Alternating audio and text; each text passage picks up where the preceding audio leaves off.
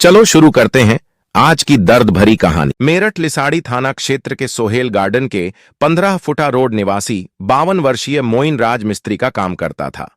परिवार में 35 वर्षीय पत्नी आसमा, 9 वर्षीय बेटी अक्सा, 4 वर्षीय बेटी अजीजा व 1 वर्षीय बेटी अदिबा थी। मोइन 7 भाइयों में तीसरे नंबर का था। मोइन के सलीम, अनीस, कलीम, तस्लीम, मोमिन, अमजद भाई है। पूरा परिवार लगभग 2 महीने पूर्व ही रुड़की के पुसाना से सोहेल गार्डन में रहने के लिए आया था। मोइन वर्तमान में किराए के मकान में रहने लगा था। राज मिस्त्री मोइन पहले जाकिर कॉलोनी में रहता था। करीब 12 साल पहले वह रुड़की में जाकर रहने लगा था। 1 साल पहले उसने रुड़की में अपना मकान और प्लॉट बेचकर यहां सोहेल गार्डन में करीब 70 गज का प्लॉट लिया था। 1.5 महीने पहले वह बच्चों समेत सोहेल गार्डन में प्लॉट के पास ही किराए के मकान में आकर रहने लगा था। वह बहुत ही मेहनती इंसान था।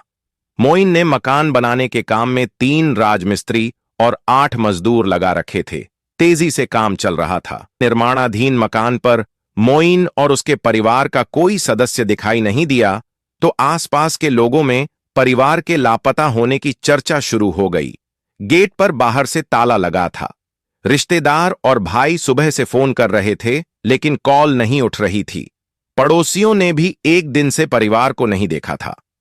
पूरा मामला तब खुला जब मोइन का भाई सलीम अपनी पत्नी के साथ मौके पर पहुंचा। घर का दरवाजा बाहर से बंद था। सलीम ने कहा, मुझे अपनी पत्नी को अस्पताल लेकर जाना था। डॉक्टर को दिखाने के बाद मैं मोइन के घर पहुंचा। दरवाजे पर बाहर से ताला लगा था। बाहर से मैं चिल्लाया मगर अंदर से कोई जवाब नहीं आया। इसके बाद दरवाजा तोड़कर अंदर पहुंचे। सब जगह सामान बिखरा हुआ था। समझ नहीं आया कि क्या हुआ। भाई और भाभी की लाशें जमीन पर पड़ी थीं। पास जाकर देखा तो वह मर चुके थे। सामान बिखरा पड़ा था। वह बहुत ही घबरा गया। उसने तत्काल पुलिस को इसकी सूचना दी। पुलिस घटनास्थल पर पहुंचे। वहां का मंजर देखकर पुलिस भी हैरान रह गई।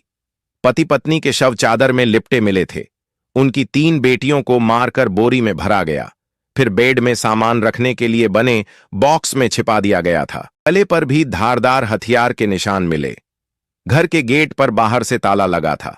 पुलिस ने मरने वालों की पहचान मोइन उर्फ मोइनुद्दीन, उनकी पत्नी आसमा और उनकी 3 बेटियों अफसा 8 वर्ष, अजीजा 4 वर्ष और अदीबा 1 वर्ष के रूप में की गई। मेरठ के लिसाड़ी गेट के सोहेल गार्डन में 5 लोगों की हत्या के बारे में जिसने भी सुना वह सन्न रह गया। हत्यारों ने दंपति और उनके 3 बच्चों को मौत के घाट उतार दिया। मरने वालों में शामिल मोइन की 3 शादी हुई थीं। करीब 15 साल पहले उसने पहली शादी जफरा नाम की लड़की से की। एक बेटी इल्मा को जन्म देने के बाद जफरा की मौत हो गई। वह बीमार रहती थी। फिलहाल बेटी अपनी बुआ के साथ किठौर में रहती है। दूसरी शादी 11 साल पहले मोइन ने नारा से की, लेकिन आए दिन के झगड़ों के बाद उसका तलाक हो गया। फिर मोइन ने आसमा से शादी की। आसमा पहले से शादीशुदा थी। उसकी पहली शादी शाहजहां कॉलोनी निवासी दीन मोहम्मद से हुई थी। मोइन और आसमा के 3 बेटियां हुईं। भतीजी तरन्नुम ने बताया, हम लोग कल से चाचा मोइन को ढूंढ रहे थे। हमें लगा कि कहीं चले गए होंगे। कल रात 9 बजे हमारी बहन की चाचा से फोन पर बात हुई। सब नॉर्मल बात हुई। नहीं पता फिर क्या हुआ। हमारा घर तो थोड़ी दूर है, यहां घर के बाहर ताला बंद था। हत्या की खबर पाकर मोइन के पड़ोसी रहे मोहम्मद वसीम पहुंचे। उन्होंने कहा, 2009 तक मोइन परिवार के साथ जाकिर कॉलोनी में मक्का मदीना मस्जिद वाली गली में रहते थे। मोइन के सभी भाई राज मिस्त्री का काम करते हैं। मोइन मवाना और रुड़की में भी रहा था। 1.5 महीने पहले ही परिवार यहां आया था। ये लोग बहुत सीधे सादे थे।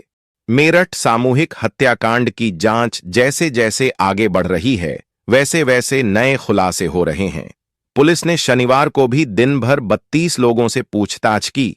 पुलिस को कई जानकारियां हाथ लगी हैं। पुलिस के मुताबिक मेरठ में दंपति और 3 बेटियों की नृशंस हत्या तंत्र मंत्र, संपत्ति, अवैध संबंध और परिवार विवाद में हुई है। किठौर, रुड़की और लिसाड़ी गेट तक हत्याकांड का कनेक्शन है। पुलिस ने मोबाइल की कॉल डिटेल से काफी महत्वपूर्ण जानकारी जुटाई। पुलिस लगातार आरोपी तक पहुंचने की कोशिश में है। बुधवार को पांचों का शव घर में बेड के अंदर पड़ा हुआ मिला था। परिवार के 5 सदस्यों का शव घर में बरामद होने पर क्षेत्र में सनसनी फैल गई थी। सूचना पर प्रशासनिक व पुलिस अधिकारी मौके पर पहुंचे थे। पुलिस ने सभी के शव को पोस्टमार्टम के लिए भेज दिया था। बृहस्पतिवार शाम पांचों शव सफेद चादर में लिपटे हुए एक मंडप पर पहुंचे। शवों को देखकर परिजनों में चीख पुकार मच गई। परिजन शवों से लिपटकर रोने लगे। मंजर को देखकर मौके पर मौजूद लोग अपने आंसू नहीं रोक सके। हर किसी की जुबान पर एक ही बात थी कि इस तरह की घटना किसी के साथ ना हो, लेकिन आरोपी कितना भी शातिर क्यों ना हो, पुलिस से नहीं बच पाती। दोस्तों, इस दुखद घटना को सुनाने का उद्देश्य किसी का दिल दुखाना नहीं है, किसी को परेशान करना नहीं है। इस घटना को सुनाने उद्देश्य सिर्फ आपको जागरूक करना है। हम बार बार यह बात कहते हैं, किसी पर भी भरोसा ना करें। घोर कलयुग चल रहा है। भाई भाई नहीं रहा, बेटा बेटा नहीं रहा, मां मां नहीं रही। यही तो कलयुग है। सावधान रहें, सतर्क रहें और सुरक्षित रहें। धन्यवाद।